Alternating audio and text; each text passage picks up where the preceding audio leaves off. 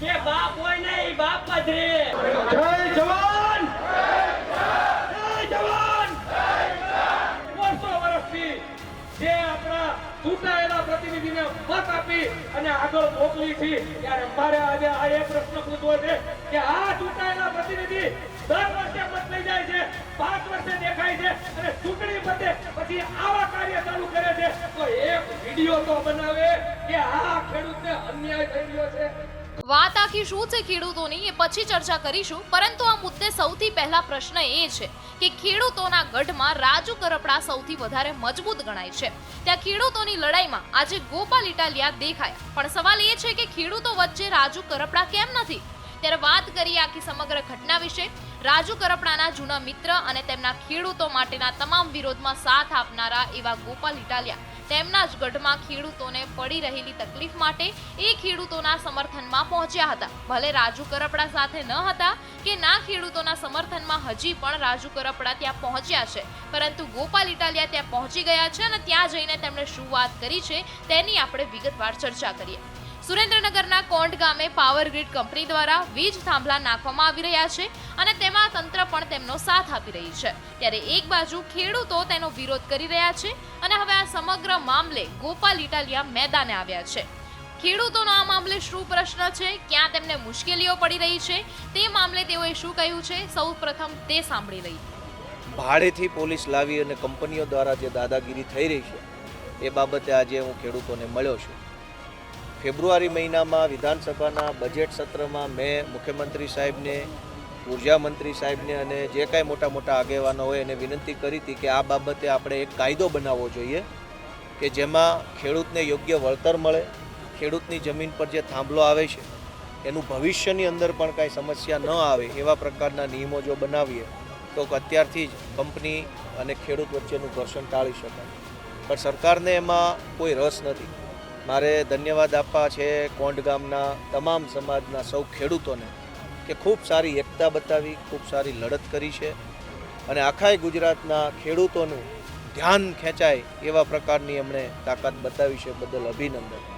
આજે ખૂબ મોટી સંખ્યામાં બધા ખેડૂતો, ખાસ કરીને યુવાનો પણ ખૂબ મોટી સંખ્યામાં આમાં જોડાયેલા છે. આ કોંઢ ગામમાં એક પણ પાવલીનું, 8 આનાનું પણ વળતર આપ્યા વગર 80 બાય 80ના મોટા મોટા થાંભલાઓ ખોડવા માટેનું કામ ચાલુ કર્યું છે.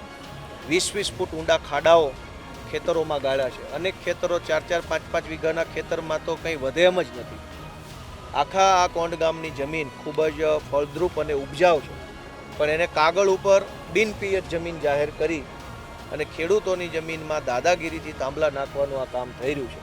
એની સામે ખેડૂતો સાથે ખેડૂતના દીકરા તરીકે આજે હું જોડાયો છું. ભવિષ્યમાં ગામજનોની જેવી લાગણી હોય, ખેડૂતોની જેવી માંગણી હોય એવા પ્રકારે એમને સહયોગ આપવા બાબતે મેં બાંહેધરી આપી છે. કુલ મળીને ખેડૂતોનો વિષય હોય, ખેતીનો વિષય હોય, ત્યાં હર હંમેશ અમે એક ખેડૂતના દીકરા તરીકે સાથે ઊભા રહેવા માટે બંધાયેલા છે. રાજુ કરપડા આ બાબતે કંઈ બોલતા નથી, શું કહેશો? સરકાર અત્યારે જે પક્ષની છે આપણે એને પ્રશ્ન પૂછવો જોઈએ, મંત્રીને પૂછવો જોઈએ, મુખ્યમંત્રીને પૂછવો જોઈએ કે એ શું કહેવા માગે છે. મુખ્યમંત્રી જ કંઈ બોલવા તૈયાર નથી તો નીચે પછી પાયદળિયાઓની તો વાત શું કરવાની. આના બાબતે મુખ્યમંત્રીએ નિવેદન આપવું જોઈએ કે કૃષિ મંત્રીએ કે ઉર્જા મંત્રીએ નિવેદન આપવું જોઈએ કે કોંઢનો એક ગામનો પ્રશ્ન નથી, મેં કીધું એમ 10 જિલ્લાઓનો પ્રશ્ન છે. તો સરકારે પોતે કંઈક બોલીને કહેવું જોઈએ કે આમાં સરકાર શું નિરાકરણ. આ તો હવે ખેતી કરી ન શકાય એવો હાલત ઊભી થઈ છે. આપણી સરકાર જે છે, મોબાઈલનો ટાવર જો અગાસી પર નાખો તો દર મહિને ભાડું મળે, લાઇટનો થાંભલો આપણા ખેતરમાં નાખો તો કાંઈ ન મળે. આ કેવું? તો મોબાઈલનો ટાવર જો દર મહિને ભાડું આપતો હોય તો લાઇટનો થાંભલો પણ દર મહિને ખેડૂતોને ભાડું આપે, અથવા લાઇટનો થાંભલો જે પ્રાઇવેટ કંપની નાખે છે એ કંપની એનો જે વર્ષે નફો થાય એ નફામાં ખેડૂતને ભાગીદાર બનાવે, અથવા એ કંપનીના 50,000 થી 1 લાખ શેર આ ખેડૂતના ખાતે કરી દેવામાં આવે આજીવન માટે. હું કોંઢ ગામથી હર્ષભાઈ સંઘવીને, ગૃહમંત્રીને કહેવા માંગુ છું કે તમારી ગુજરાતની બહોત પોલીસ ડ્રગ્સ વેચાય છે, કે ત્યાં દારૂના ધંધા ચાલુ છે, ત્યાં તમારી આ ગુજરાતની બહોત પોલીસ ત્યાં બહોતતા તમારી કેમ નથી દેખાડતી? અને જે બાપ હોય ને એ બાપ જ રે.